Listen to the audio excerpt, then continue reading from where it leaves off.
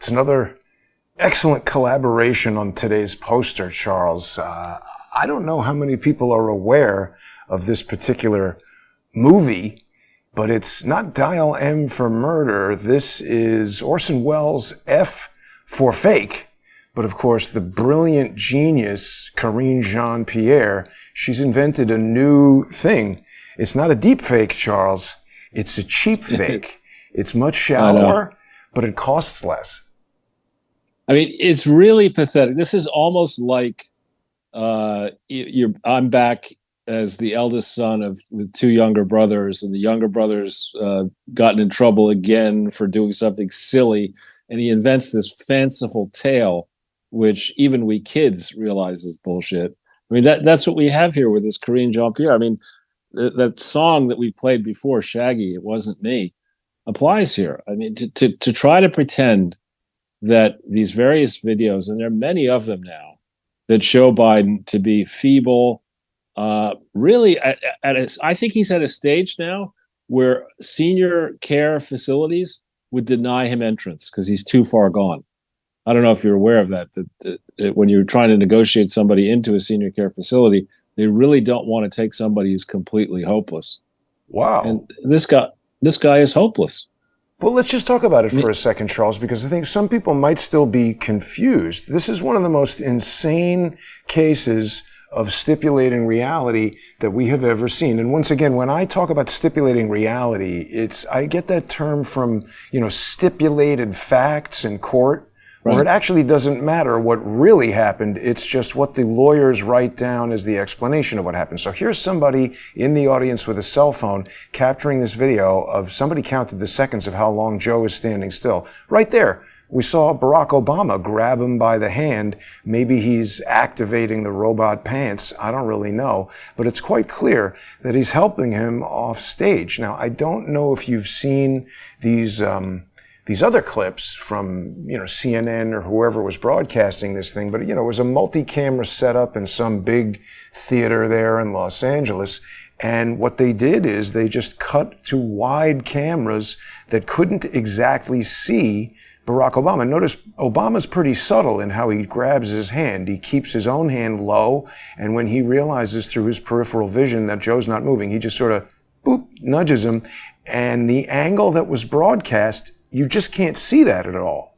So rather than go to this other footage, they just say it never happened.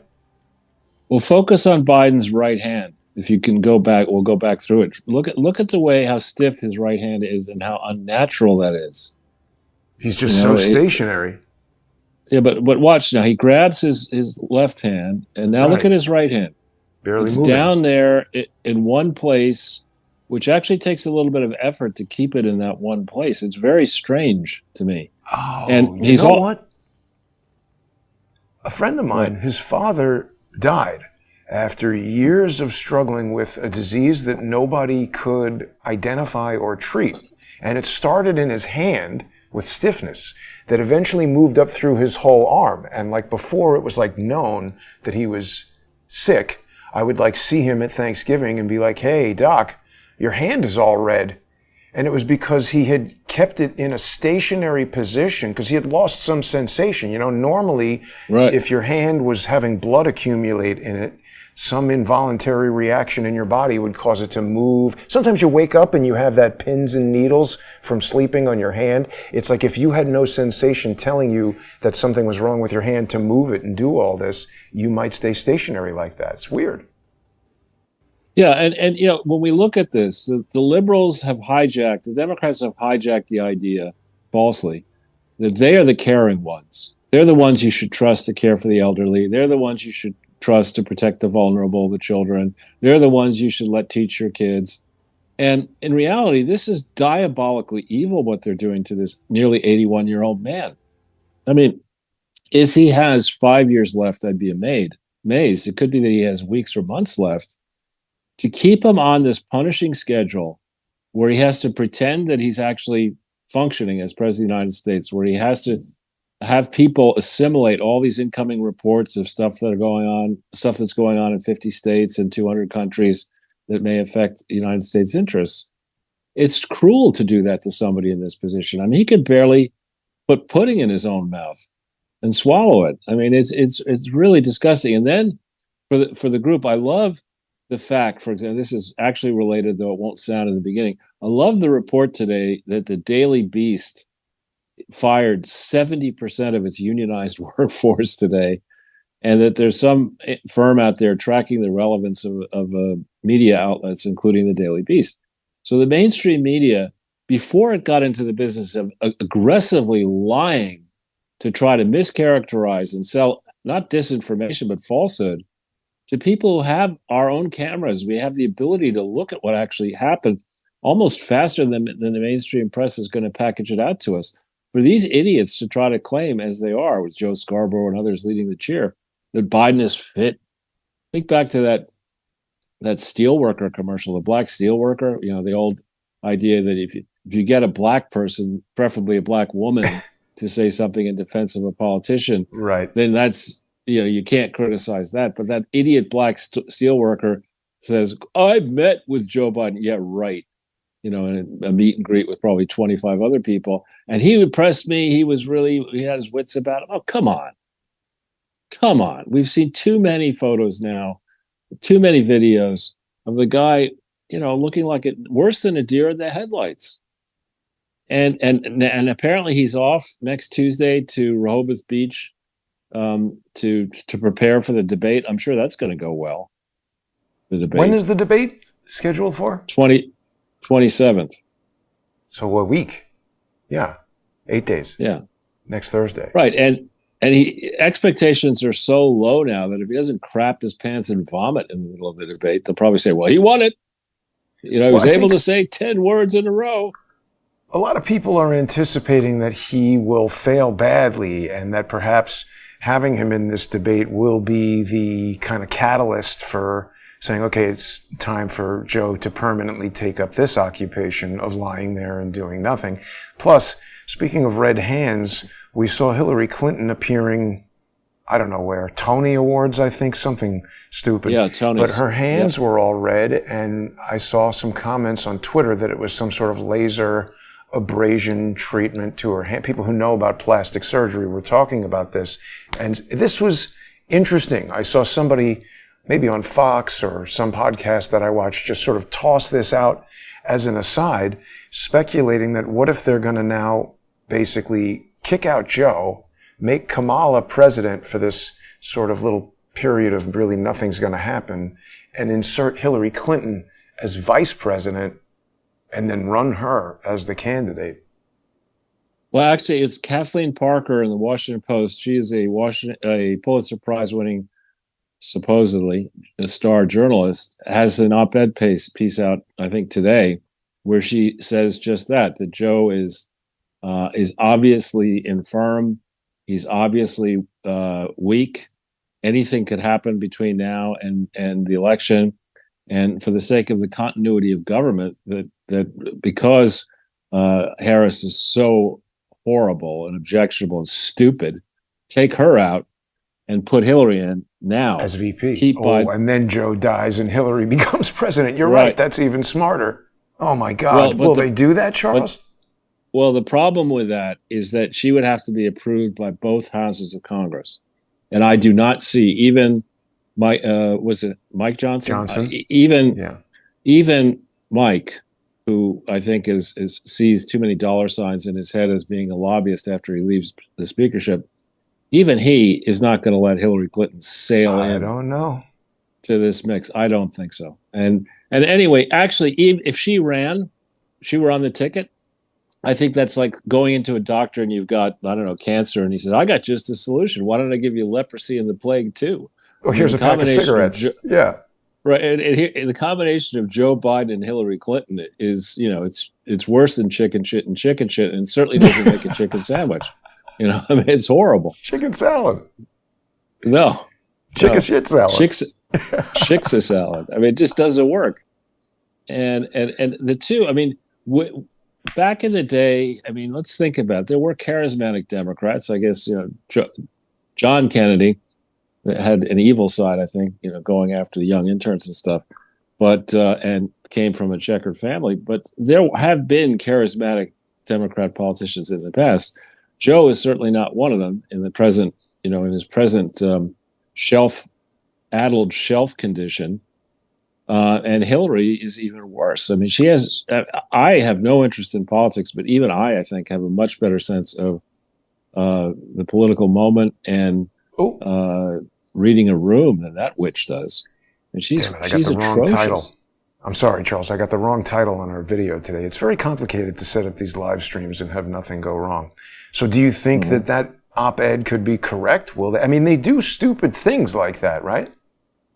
I think it's the beginning. It's like anything else. If you get a story published in the Washington Post, then that lends it credibility, the opinion credibility. And I think what we'll very quickly see is the counter argument, which is, yes, it's a good idea to strengthen the ticket by getting rid of Harris, but the way to do it is to put Michelle in, because she's younger, she has more recent experience in the White House, and there are fewer allegations of corruption against Michelle than Hillary Clinton, who is the Al Capone of modern politics. I mean, she is dirty. She's dirty from the jump, going back to Arkansas. There's almost 40 years of political scandals around that witch. So I can see this is just the beginning of the counterpoint on who should they put in. It's not a question of whether, it's a question of who at this point, I think. You right. There? I'm here, yeah. I'm just dealing with a little bit of a problem. It's funny, when I'm quiet and allow you to speak, it makes you feel like I'm not here. And when I try to participate, it makes people feel like I'm interrupting you. So I have to be very careful with what I say. It's tough on Jason Day. Yeah. So, okay. They've got to do something, Charles. It's quite clear, in addition to the videos that they're telling us are cheap fakes, which, again, is that everybody knows that deep fake is the term in the zeitgeist that is being used to describe artificial intelligence, and people actually even use it. People have become very confused as to the capabilities of artificial intelligence versus just traditional visual effects techniques that can be used to manipulate videos. We've seen a lot of that since the beginning of Joe Biden's presidency. Do you recall a press gaggle maybe 2 years ago where we saw one angle that looked normal and then another angle where a microphone appeared to be disappearing and passing through Joe Biden's legs? So it seems clear that there are visual effects shots that are being created to sell us on this notion that Joe Biden is normal, when clearly he can't walk. As you've said, people have experienced this in their own lives, where you start to notice, oh, grandpa, he's doing this, and now he does this all the time, and we just realize that grandpa won't be with us soon. And that's what's happening to Joe. As you say, it could be any day. Yeah, it's what I call the Delta factor, the change in behavior. When I met Joe as a student 50 years ago, and he was, I think, barely 30 at that point, or maybe just 30, and he was very impressive to this naive 18-year-old. I mean, he had the gift of gab. He did that thing where it was a dinner. I think I've told you the story in other audiences, but not this one. This was a dinner meeting where there were, call it 20 students at the table, and Joe, and he didn't know anybody's name at the beginning of the meal, but by the end of the meal, he knew everybody's name, a little bit about every one of us, and he got up to summarize the experience of the evening, and it was mesmerizing. And it really was. Again, I was 18 years old or 19 or whatever I was, but he's certainly very different now. He's very different even than when he was vice president of the United States. Yeah. And really, these are excellent things to talk about. But since you and I settled on this idea of a poster, the news has come out that the student loan bailout program is $400 billion more expensive than the Congressional Budget Office had originally said it would be. So that's an extra $400 billion of deficit. Is that significant financially? Yeah, it's big. Oh, it's big. This year, and so our deficit this year has just gone from 1.4 to 1.8 trillion dollars. Right? Wow. That's that's just monumental. And this idiot and his team have been going around for months saying, Bidenomics, we've cut the debt, we've closed the deficit, we've eliminated the Trump deficit. Bullshit. Then we learned that the $45 billion internet infrastructure bill has gotten exactly zero new subscribers in America, even though that money was put aside in 2021. We have whatever it is, 5 charging stations or 7 charging stations. I mean, everything this team has said is a bunch of, he said it in his campaign. It's all malarkey. It's not no malarkey. It's all malarkey. This is a Yeah. Potemkin presidency, a pretend presidency. We don't know who's really pulling the strings. We can suspect it's defense contractors. It's George Soros. It's Klaus Anal Schwab and people like him who have got their hands in the guts of the federal administration and are profiting from it enormously. But meanwhile, our standing is plummeted, and I don't think it could easily be retrieved. I agree with you. You look. Another thing that's happened is that Biden and the administration have been slow walking promises of weapons to Israel, and Netanyahu just called them out on that. And so there was a meeting scheduled between the administration and Biden. It's been canceled, and Netanyahu rather. That's been canceled. We have Israel threatening to annihilate Hezbollah now. We have that capability. I don't know. We have Al-Qaeda resurgent in Afghanistan. We have China supposedly surfacing a new gigantic nuclear-powered submarine off Taiwan. Whoa. We have big jitters in securities markets and bond markets. A large Japanese bank is selling U.S. Treasuries, has a pile of 63 billion of them. You know, this is a horrific shitstorm. And who benefits from all this? China, I think, benefits. We have also the revelation of a new email. This was in Just the News and picked up by Gateway. A new email showing, I think, conclusively that Devon Archer, who was working with Hunter and Joe, actually, when Joe was vice president, that Devon Archer explicitly had in mind to get the vice president of the United States to assist the Burisma team by stymieing that prosecutor. There's new explosive email evidence of that just has come out. So there's all these, not just landmines, these are the tactical nukes the Biden campaign has to worry about are hitting his campaign at home. I mean, this is, if I were a publisher, I wouldn't publish Joe Biden's biography, of this presidency. It's a horror show. Yeah, not good. And, Charles, regular viewers have come to know that you enjoy contrasts. You were talking about how you met Joe Biden when he was in his 30s and he was impressive. Here's Sophia Loren, classic Hollywood beauty. I would say she's in her late 20s. Maybe she's 30 in this picture. Quite impressive, Charles. She was a historic beauty.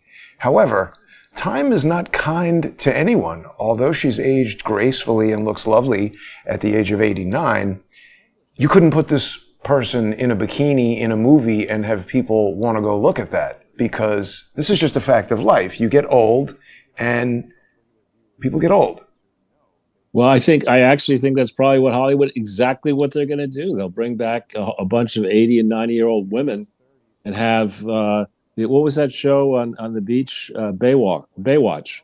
With old ladies? Grandma Baywatch. I mean, they're so effing crazy in Hollywood, as you know well, better than I.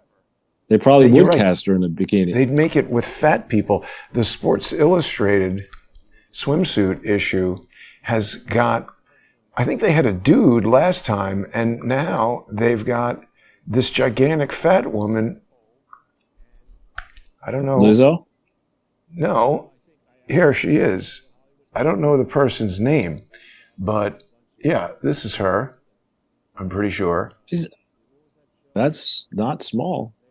But the thing is, look, people have a right to be fat if they want to be, but the point is this woman also appears to be about 30, and from a scientific and health standpoint, she is at risk of, or I think she's experiencing metabolic syndrome, which can lead to heart disease, and it's basically a precursor to any disease that will kill you, strokes, diabetes, etc. And they're out promoting this. Body positivity for stuff that's going to kill you early. It doesn't, next thing you know, they're going to have us drinking, putting lead in our drinking water. I think You they did know, that already. again, I'm saying. Yeah. The other thing I think that people wanted to hear your commentary on, Charles, is North Korea and Russia had a presidential summit yesterday for the first time in 20 years. Putin went there. I have to tell you, although this was, you're spending time in Europe and overseas, and there's a lot of things that you encounter when you travel that it's interesting. This is something that you learn from the experience of travel, how just things in general, architecture and customs and whatever, is different in other countries. And it was interesting to observe this parade where, Kim Jong-un, he's very, he's handsy, not in a gay way, but he's like really directing Putin around, touching him to tell him where to walk, stuff that you wouldn't normally expect. And Putin, he doesn't act like some angry dictator who doesn't allow people to touch him. He just acts like a regular diplomat going to meet somebody and introducing all the Russian diplomats to Kim, and then Putin walking down this line and shaking hands with all the North Korean guys. And people can look at this and say like, oh, they're dictators and this and that. But the fact of the matter is this is diplomacy. Neither of these two countries are launching nuclear missiles at each other. And this is sort of step two of what Donald Trump attempted by walking into the country and shaking the guy's hand. And somebody might look at this and say, oh, you're appeasing a dictator, but isn't it better, particularly if he's not, I might agree with that if he came and took over South Korea. But Charles, isn't it better to engage in diplomacy if Trump was playing golf with this guy and negotiating a Trump Tower Pyongyang rather than him launching missiles and testing Chinese hypersonic missiles? Wouldn't that be better? Sure. This guy, Kim, he looks like he watches Family Feud, and he's wearing almost those Steve Harvey long suits, where the jacket goes way down your pants. Can't say I've seen that. Steve Harvey is very funny, actually, a very funny black comedian. He's got a series. I think he might be among the highest earning game show hosts at this point. Wow. But anyway, look, if we want to talk about dictators, I think Joe Biden puts the dick in dictator. Look what he's done. Look what has happened under meritless fart man to these January 6th defendants. There are serious questions about whether the January 6th committee was even formed constitutionally. And the Republicans are just 1 second. I'm sorry. No problem. Somebody there, I guess, at the door invading Charles's privacy in a hotel. We'll just give him a minute. It's interesting, this topic that he's brought up, because... Sorry, that was no problem, Biden. Charles. Somebody was checking the room. Trying to make up the room. One point on your January 6th topic that you just brought up. I think I've mentioned to you William Pope. He's an impressive guy who I met on Twitter. And he's been representing himself pro se. He's a January 6th defendant, and he had a tweet. Here it is, just 12 hours ago. He was arrested 1,222 days ago, and I guess yesterday, the judge dropped 2 of his January 6th charges because the government had zero evidence and completely lied about William for more than 3 years. So this is a great example of an individual who took matters into his own hands and is defending his own rights pro se and having success. Right. If you were to, at this stage, I'm no expert on the events of January 6th, although you and I were both down in Washington, D.C., and you shot some excellent 5 hours of video through your eyes of what we both saw. And it was nothing like what has been depicted in the media. There are, in my mind, on the question of stipulated reality, there are serious questions about what Nancy Pelosi and her daughter's roles were in that whole fracas, and who instigated it, and what was the role of the FBI and their various people in and around the events of that day. And isn't it likely that what the Democrats were trying, the rhinos were trying to do, was to just cancel the Trump brand? So if we go back to the question of political repression, that's outright and bold and defiant political repression in the United States of America. And I'm not saying were necessarily as bad as North Korea, but I think Biden is definitely more in the tyrant camp than he is in the George Washington camp, given his flouting of standard procedure, his issuance of, I think, illegal executive orders, his refusal to honor the Supreme Court's decision on student loan debt, and other things. I mean, this guy, Biden, is definitely behaving more like a dictator than Trump ever did. Charles, something interesting on our January 6th video. This individual is Jonathan Lee Riches. And actually, Millie Weaver, who used to be with InfoWars and has done some excellent work, she's a very popular independent journalist in her own right. She had a tweet about this guy, Jonathan Lee Riches, and he's apparently a bigger troublemaker than we realized on January 6th when we met him there. But we're going to continue this conversation. We're out of time here on YouTube. People can join us on odyssey.com/@crowdsourcethetruth, where this video is still available. People can watch this 5-hour January 6th video, and I'm sure there's still a ton of evidence in there that we haven't seen. Totally free for people to watch, but they can also sponsor the show for as little as $3 a month on odyssey.com/@crowdsourcethetruth. And I do want to thank everyone who's sponsoring the show on Odyssey, on Substack, on subscribestar.com and patreon.com/crowdsourcethetruth. Maybe I'm about to get some air conditioning. That noise could herald the starting of the compressor. But thanks for tuning in, everybody. Stay with us right now. We're going to continue this conversation with Charles, and we still have a lot to talk about. Putin and Kim chilling in North Korea. Stay with us.